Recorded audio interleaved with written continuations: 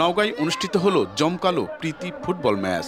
বগুড়া ও নওগাঁ জেলা দলের ফুটবলের আসরে ঢল নামে হাজারো ফুটবল প্রেমীর। গোলপোস্টে বল ঠেলে দেওয়া ছিল দু দলেরই তীব্র প্রতিযোগিতা, যা দেখে আনন্দ পান দর্শনার্থীরা। শুক্রবার দুপুর থেকেই নওগাঁ জেলা স্টেডিয়াম মাঠে ফুটবল প্রেমীদের পদচারণায় মুখর হয়ে ওঠে। খেলোয়াড়রা মাঠে প্রবেশের পর দর্শকদের উন্মাদনা পায় ভিন্ন মাত্রা।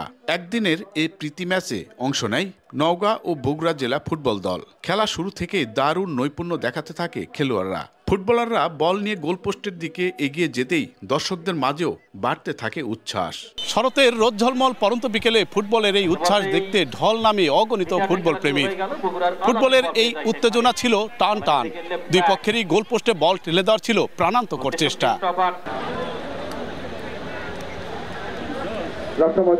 তবে খেলা গড়ানোর সঙ্গে ম্যাচে আধিপত্য দেখাতে থাকে বগুড়া জেলা দল। প্রথমার্ধে এক গোলে এগিয়ে থাকা বগুড়া জেলা দলকে নওগাঁ জেলা দল গোল শোধের চেষ্টা করলেও কাজে আসেনি। উল্টো খেলার দ্বিতীয়ার্ধে আরও 4 গোল হজম করতে হয় নওগাঁ ফুটবল দলকে। জয় পরাজয় ছাপিয়ে খেলার মাঠ হয়ে ওঠে দর্শকদের উচ্ছ্বাসের কেন্দ্র।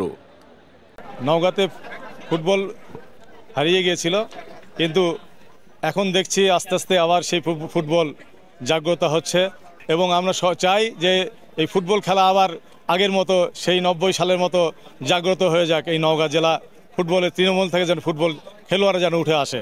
আমাদের নওগাঁর ফুটবলে বিশেষ করে যে জৌলুস ছিল, সেই জৌলুসটা আবারও ফিরিয়ে আনবার জন্য জেলা প্রশাসন, জেলা ক্রীড়া সংস্থা এবং কর্মকর্তাদের একটা অনবদ্য আয়োজন। আমরা আশা রাখতেই পারি যে এইরকম আয়োজনের মধ্য দিয়ে আমাদের তৃণমূল পর্যায় থেকে অনেক ভালো ভালো মানের খেলোয়াড় বেরিয়ে আসবে, নওগাঁর ফুটবল সমৃদ্ধ হবে এবং বাংলাদেশের ফুটবল সমৃদ্ধ হবে।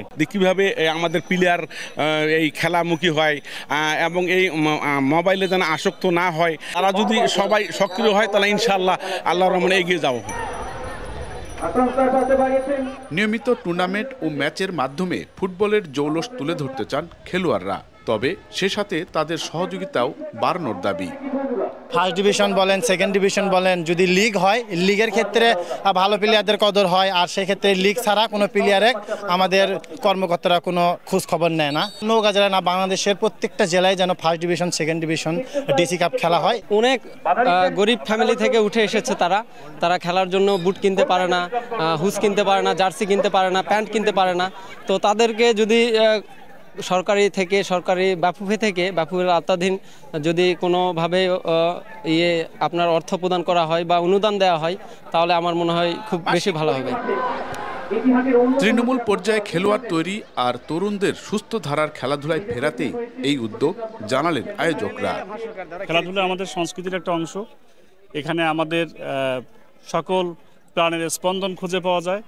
আমরা নওগাঁতে সেটা ফিরে আনতে সক্ষম হয়েছি, কারণ এখানে আমাদের দেশসেরা স্ট্রাইকাররা রয়েছেন, প্রাক্তন স্ট্রাইকার রয়েছেন, সোনালী অতীত নামের একটা ক্লাব রয়েছে। এখানকার ক্রীড়া সংস্থার যারা সদস্য তারা অত্যন্ত অ্যাক্টিভ, তারা সবাই সাবেক খেলোয়াড় ছিলেন।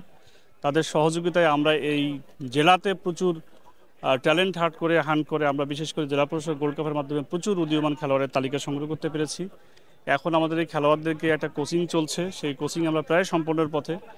আমাদের যেহেতু বাংলাদেশ ফুটবল ফেডারেশন থেকে 64 জেলা নিয়ে একটা খেলা হচ্ছে, এখন আমরা নওগাঁ জেলার ফুটবলকে সমৃদ্ধ করার জন্য আমাদের আশেপাশে অ্যাডজাসেন্ট জেলাগুলোর যারা খেলোয়াড় রয়েছেন, ভালো ভালো খেলোয়াড় রয়েছেন, প্রত্যেকের সাথে আমরা প্র্যাকটিস করে নিজেদের ভুল ত্রুটিগুলো সংশোধন করে আমরা আসলে সত্যিকার অর্থে নিজেকে একজন যোগ্য যোদ্ধা হিসেবে গড়ে তুলতে চাই। প্রতি বছর যখন আমরা এইভাবে কন্টিনিউয়াসলি খেলাধুলার আয়োজন করব, ব্যবস্থা করব, তাহলে তারা নিজের থেকে কিন্তু তারা প্র্যাকটিস করবে, তারা মনোযোগী হবে। কিভাবে আজকে আমি জেলা টিমতে বাদ পড়েছি, পরবর্তীতে যেন আমি জেলা টিমতে যেন বাদ না পড়ি, আমি যেন জেলা টিমে খেলতে পারি, এই যে একটা প্লেয়ারের ভিতরে একটা চ্যালেঞ্জ নিয়ে আসতে, তাহলে সে জেলা থেকে বিভাগ থেকে ঢাকা থেকে ন্যাশনাল টিমে যাওয়ার জন্য তার ভিতরে যে একটা চ্যালেঞ্জ জন্ম হবে, এইটাকে যদি একটা স্পোর্টস প্লেয়ার যদি একটা ধারণ করতে পারে, তাহলে একটা জেলা সামনের দিকে এগিয়ে যাবে। প্রীতি এ ফুটবল ম্যাচে নওগাঁ 5-0 গোলে বিজয়ী হয় বগুড়া জেলা দল। এমআর রকি, সময় সংবাদ, নওগাঁ।